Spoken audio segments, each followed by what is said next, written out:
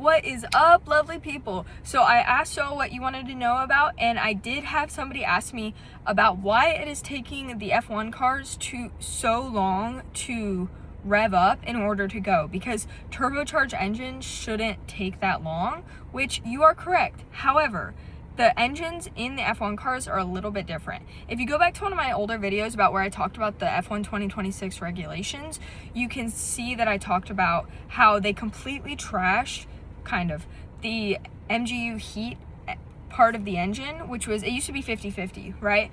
And the heat was, they recycled the exhaust from the cars in order to turn that into electricity for the cars to run. But they got rid of that. So now it's fully the kinetic energy, which is the energy that they harness from braking. You see the little red lights that would flash? That was basically when that was working.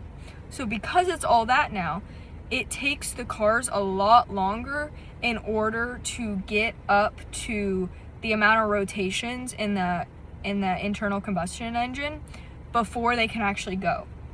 That's why in Bahrain we were seeing like extensive periods of time where they literally were just sitting there revving, and the FIA put in to play a 5-second basically a full throttle revving period, where the cars are just getting their RPM up.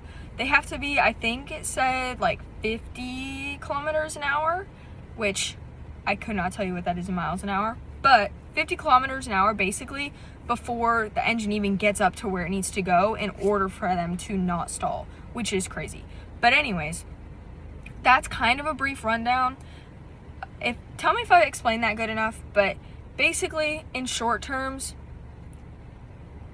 the engine isn't moving fast enough without this other power unit piece, and so it's taking them longer in order to get the engine to rotate fast enough in order to allow them to go.